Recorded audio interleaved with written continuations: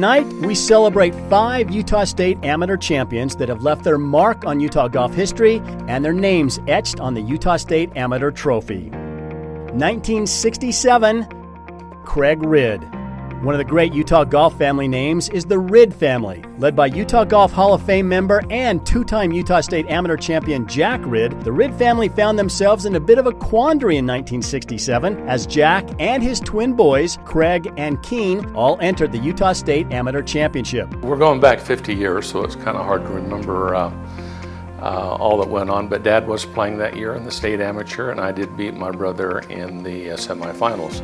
I believe Dad was beaten by Max Fillmore, and Keen and I met in the semifinals. And at the end of 18, we were still tied, so we won another 5 extra holes. And I think the only thing that kept me going was the fact that I had lost the previous year to Bruce Summerhays at Oak Ridge. So I was damned if I was going to lose to my brother in the semifinals. Craig was determined in 1967 to put his hands on the trophy, even if it meant defeating his brother Keen. The 100 Years of Utah State Amateur History book called it, quote, one of the most dramatic matches in the long history of the championship, end quote. Well, the thing that is so important, that means so much to me, winning the state amateur, is something that my dad had told me, that it was something that, Craig, once you're a state amateur champion, it's something that they'll never be able to take away from you. You'll always be a state amateur champion. Years later, I had moved out of the state. I've been out of state of Utah for 25 years. Most people today don't know who the heck I am because I was out of state for 25 years. But when I was out of state, I worked in management for a Japanese golf company called Daiwa. I was the VP of sales and marketing for them. I worked in management for 12 years. And during that time, I made various trips over to both Japan, where Daiwa sales offices were located, and also in Taiwan, especially Taipei, where our bag manufacturer was. I met the bag manufacturer. His name was David Shaw. He introduced me. We were going to play golf one afternoon. We went out to the golf course, and one of the Chinese individuals that greeted me said, "Oh, Craig Ridd, famous state amateur champion." So there you go. That's something that sticks with you. He didn't say Idaho Open champion or Copper amateur champion. He said state amateur champion. So that's something that sticks with you, and you'll always have it. With nervous family members surrounding each green, Craig finally defeated Keen on the 23rd hole with a par. 50 years later, I still get some ribbing over the fact that I'd beat Keen. Of course, I had moved out of state. I was out of state at Utah for 25 years. Didn't move back until 1997. That's why most people don't know who I am, and when they do see me, they call me Keen. But we still, we have our ribbings from time to time over the fact that I'm the state amateur champion. Of course, he's gone on and won some nice tournaments here in the state of Utah as a senior and regular PGA professional in the state of Utah, and has a good reputation himself. But he's not the state amateur champion. I am. Almost as a footnote to that historic championship, Craig came from behind to defeat Max Fillmore, who had ousted his father Jack in first-round play, one up in the finals to take a hold of the Utah State Amateur Trophy. 1977, Arlen Peacock. As a golfer, 2-time Utah State Amateur champion Arlen Peacock got better with age. At age 39, Peacock won his first state amateur title in 1972, taking down 17-year-old golfing prodigy and future Utah Golf Hall of Fame member Jimmy Blair in the semis, and then outlasting 21-year-old Steve Sharp 2 up in the finals. Fast forward to 40 years ago. Then, 44-year-old Peacock proved his triumph was no fluke when he once again took down a teenage sensation and future PGA Tour member, Utah State Aggie Jadon Blake, by an overwhelming score of 7-6. It was very fortunate for me that my game was in great shape when I played at Logan Country Club. I really felt like I could do no wrong. My driving was accurate, my chipping was excellent, and greens in regulation for me was a little tougher. He was a lot longer off the tee than me. 6 straight birdies by Peacock put Blake on his heels early in that finals match, and Peacock cruised to the victory at Logan Golf and Country Club. I felt like it was my advantage to play at Logan on a shorter course, and I was pretty much known for my accuracy of, hitting a lot of greens and staying out of trouble. So it was not something I really worried about. Peacock's second Utah State Amateur win provided one more choice memory for the longtime Utah golfer, as he was invited to join two-time State Am champ Don Branca in an exhibition match at the Country Club with two of golf's greatest, Jack Nicklaus and Arnold Palmer. Paired with the Golden Bear, Peacock and Nicklaus edged Branca and Palmer for the victory before a large gallery of golf fans. It's probably one of the most significant opportunities I had all the time I played golf, was having that opportunity to play with those two great men, and it was awesome for me. Here I am, I was older than they were, and having that opportunity to play against those guys was really an experience I'll never forget. The once-in-a-lifetime pairing was a fitting and just reward for Peacock, who owns 2 State Am championships in 3 trips to the finals, 5 semifinal appearances, and made his final State Am entry in the 1998 Centennial edition of the Utah State Amateur at age 65. Well, I think the simple fact of winning that tournament twice speaks for itself, but I was always grateful that I had won the tournament, and having that opportunity to win it again was a time that it wasn't a fluke. If you can win it twice, it's not a fluke. But one time, guys can sneak in and win. But I felt like that course was designed for my game. 1987. Bruce Brockbank. In the mid-'80s, you were more likely than not to find Bruce Brockbank in the Utah State Amateur Championship match. In a 7-year stretch, Brockbank entered the State Am 5 times, missing 2 tournaments due to an LDS church mission. He reached the championship match 4 out of 6 years, winning the State Am trophy twice. To lose a couple of times, it really motivated me to try to get in the winner's circle, and I was fortunate enough to get that done in 87 and 88. After 2 runner-up finishes, Brockbank captured his first of 2 straight State Am titles in 1987, his breakthrough win coming over 42-year-old former pro golfer Paul Laniger. Well, you can only imagine what was going through my head, losing, a couple of times in the finals.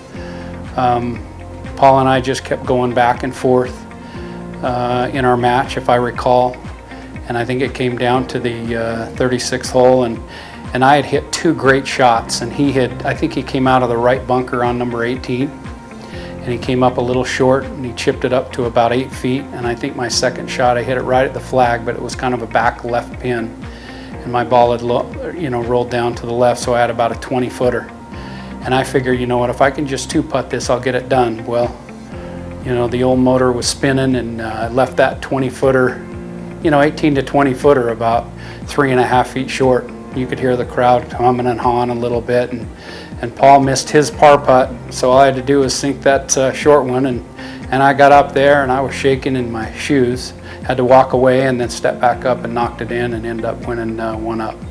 Brockbank and Laniger battled for 9 hours at Jeremy Ranch Golf and Country Club in one of the longest final matches in State Amateur history. Brockbank finally prevailed on the final green after having a 4-hole lead. In my career, it didn't get much past the Utah Amateur.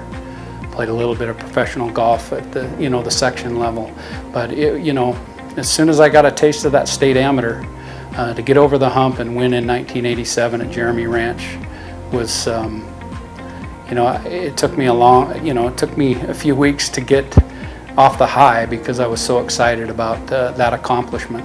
Your State Amateur is it's the biggest tournament of the year for amateurs, and so that's exactly what it was for me. It was just a great accomplishment, and it changed the way, it was a springboard in 1987 when I finally won to play really well my last year at BYU, and then to follow it up again at Oak Ridge was something that I'll always remember. And when you sit around with the team or the family and you talk about golf, the State Amateur comes up quite regularly.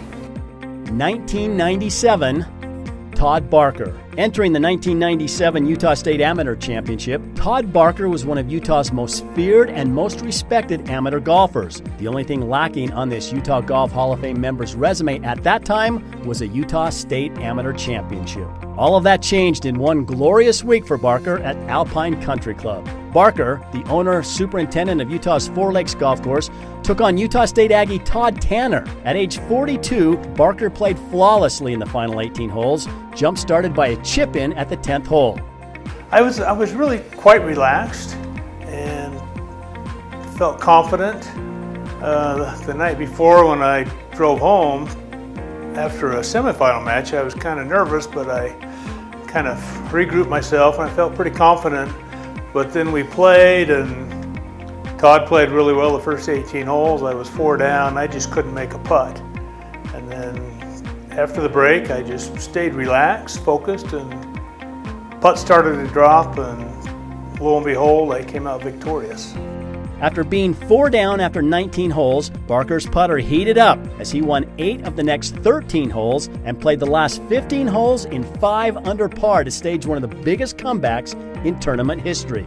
Played in State Am for 25 years before I won, and to finally win was great, but in the early years I just didn't make the right putts or the right shot at the right time, and maybe didn't have the consistency I needed. Being maybe sort of a late bloomer, although I played golf my whole life, I was pretty good, but to learn how to become a State Am champ, it just took a long time and had to get the right breaks, I guess. Barker, one of Utah's most dominant amateurs for over 2 decades and a 5-time UGA Player of the Year award winner, beat Tanner, the tournament medalist, 3-2 to become the oldest player to win the State Amateur since Arlen Peacock. Ranking the State Amateur win, it's got to be the number one on my list of things that I've done. Nobody asked me if I've won the Valley View Amateur or how many times I won the Salt Lake City Amateur. They just say, did you win the State Am? And I can say, yes, I won it. 2007, Nick Nelson. 10 years ago, Nick Nelson was an unknown golfer in the Utah State Amateur, just another name on the leaderboard heading into the weekend. It started out with my attempt to go to college and move on from junior college, and it was my way to prove myself in Utah golf. Hadn't had a ton of experience. Use that hopefully as a stepping stone to whatever future college golf I had in potentially Utah. But the goal was to do as best I could, and not knowing anybody, I didn't really have any expectations on who I was playing, how good they were. Was just go give it my best, so it turned out really well. With a 1-up victory over Scott Clark, Nelson's name was etched on the Utah State Amateur Trophy, and the Odessa, Texas Junior College transfer found a place to play locally at Utah Valley University. I didn't have a place to go. It was my proving ground for who I had intended playing for BYU, and ultimately not working out, but it was actually a great stepping stone to my career at UVU, and turned out awesome. Making crucial putts, Nelson held on to a 2-up lead in the final 18 holes, and then, after losing the lead in the afternoon, refocused his game and made a name for himself when Clark's 12-footer for a match-tying birdie slid by the cup at the last hole. After lunch, I was up by 3. I think it was up 3 holes, and we had a lot of fun. I attribute my success to the fun that we had in our match. It wasn't as competitive as it was. It was exciting, but Scott Clark was a great competitor, and we enjoyed ourselves. Stayed competitive, but I think I attribute my success to that and not getting in my own head. And there was a point in that final 18 where he kind of had a few holes caught up to me, where I really had to buckle down and maybe more remove myself from that friendly competition and kind of grind down and kind of go through that final match with some more focus, which helped me be successful. And the putting again was the biggest thing for me in my success. Nelson delivered time after time when Clark applied the pressure, an amazing accomplishment considering his only previous win was the 2006 Moab Open. Nelson drained several key putts in order to hoist Utah's most coveted amateur trophy. It was a week and a match that I will never forget, Nelson said, after assuring he won't be forgotten either. When you look at the competition, I mean, you got these young guys coming up that are so talented. To have my name on that trophy already and to hopefully put my name back on it would be the ultimate goal. But to see my name among a lot of the very successful and talented golfers is an honor.